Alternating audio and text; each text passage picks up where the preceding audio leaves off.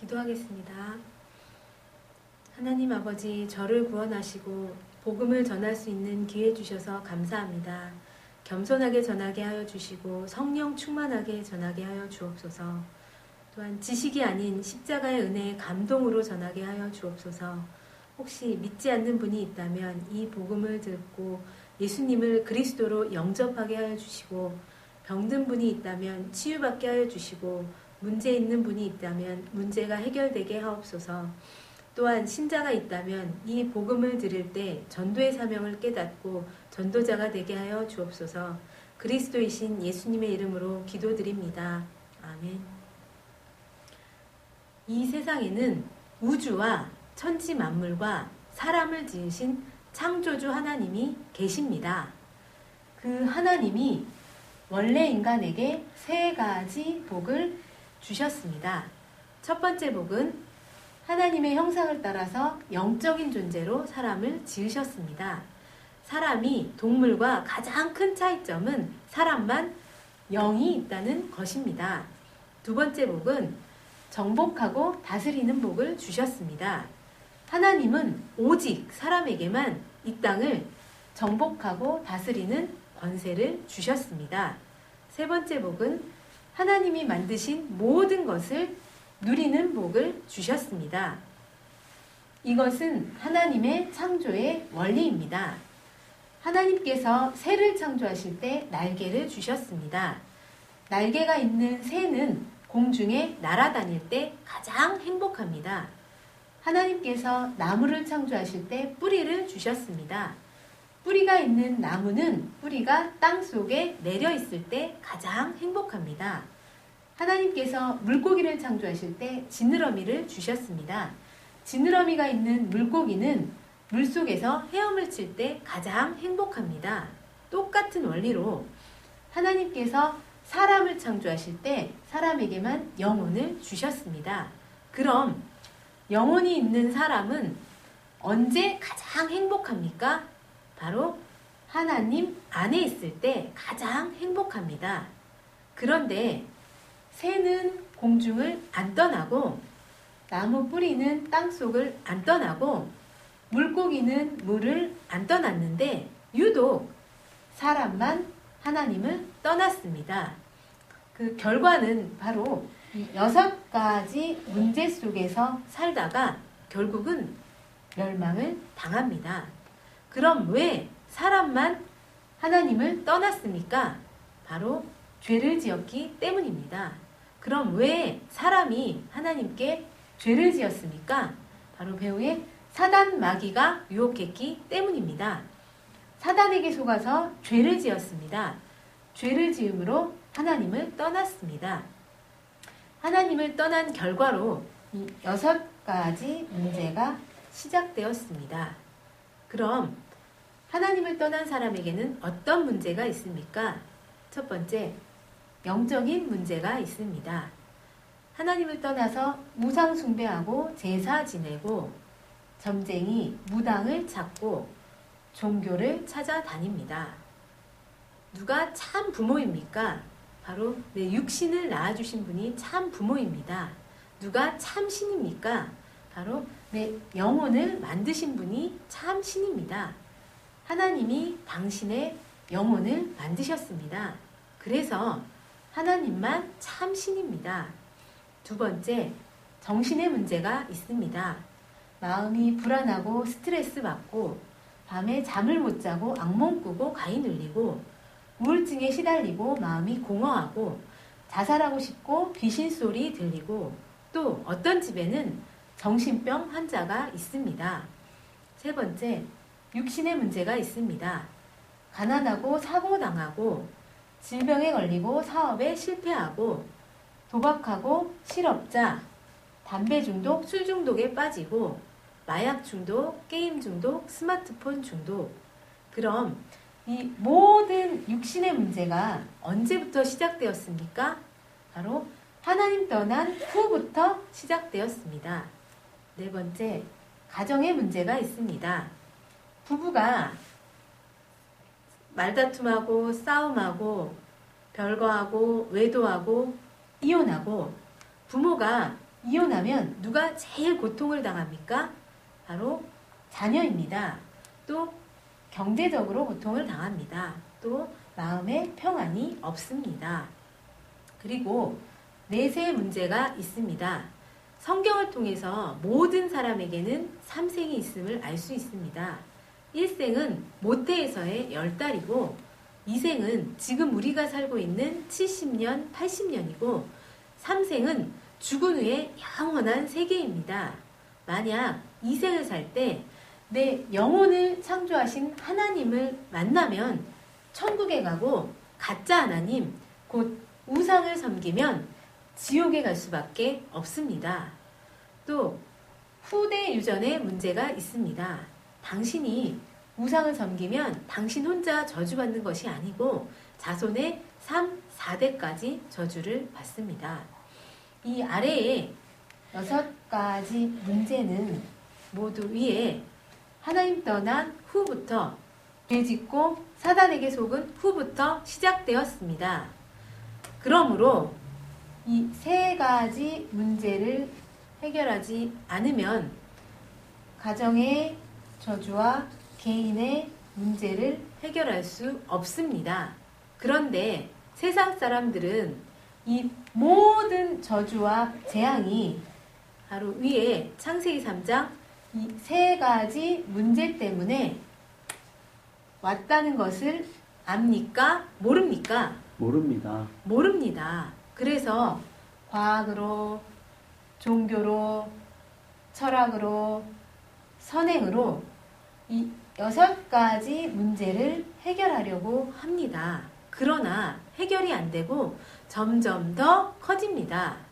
왜냐하면 이 6가지 문제는 원래 하나님 떠난 후부터, 죄를 범한 후부터, 사단에게 속은 후부터 시작되었기 때문입니다.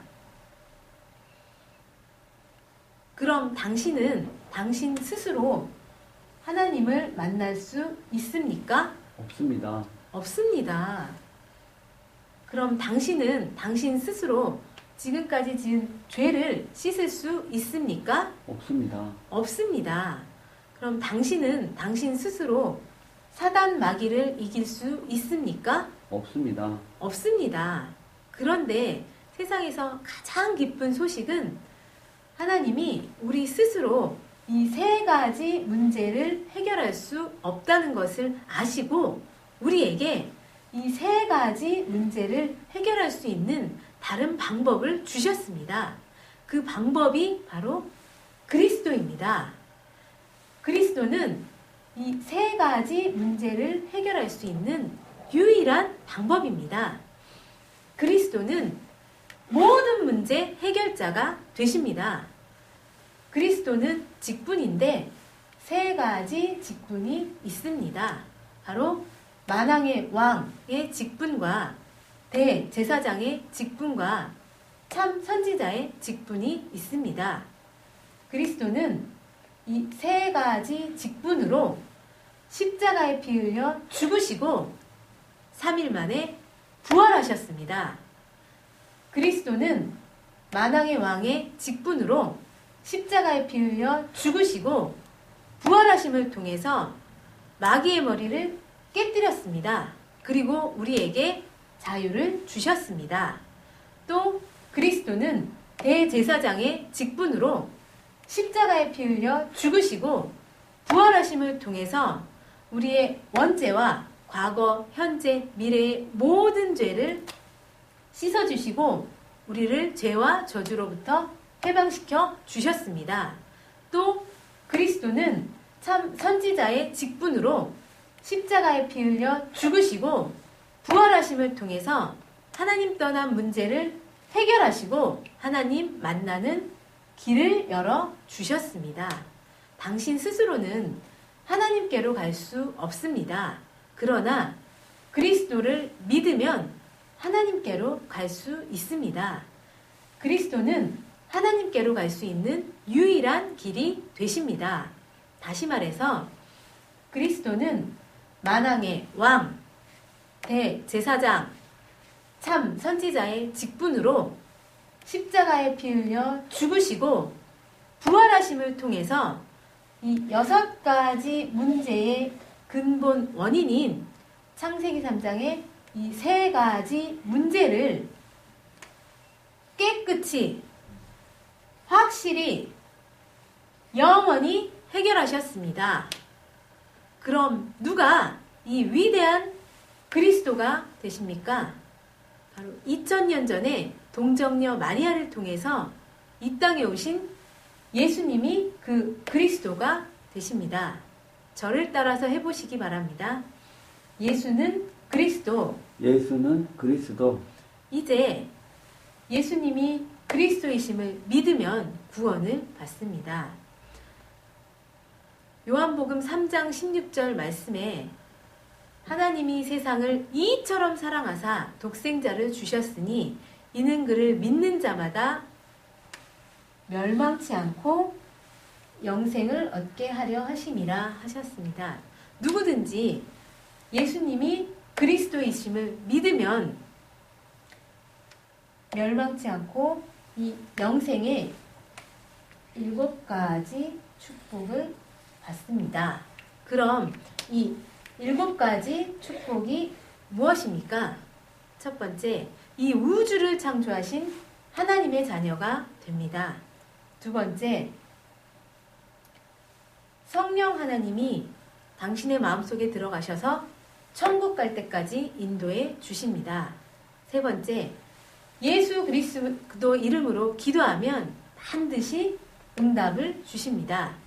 네 번째, 천사를 보내서 24시간 보호해 주십니다. 다섯 번째, 예수 그리스도의 이름으로 기도할 때 사탄이 결박되고, 여섯 번째, 당신의 이름이 하늘나라 생명책에 기록되고 천국 백성이 됩니다. 일곱 번째,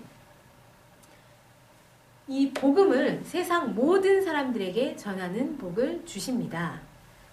하나님은 당신도 이 영생의 7가지 축복받기를 간절히 원하십니다. 그래서 가장 사랑하는 독생자 예수님을 당신에게 보내주셨습니다. 그럼 당신은 이 멸망의 6가지 문제를 원하십니까? 아니면 이 영생의 7가지 축복을 원하십니까? 영생의 7가지 축복을 원합니다. 계시록 3장 20절 말씀에 볼지어다 내가 문 밖에 서서 두드리노니 누구든지 내 음성을 듣고 문을 열면 내가 그에게로 들어가 그로 더불어 먹고 그는 나로 더불어 먹으리라고 하셨습니다. 또 로마서 10장 10절 말씀에 사람이 마음으로 믿어 의에 이르고 입으로 시인하여 구원에 이르느니라고 하셨습니다. 믿기를 원하시면 지금 저를 따라서 기도해 주시기 바랍니다.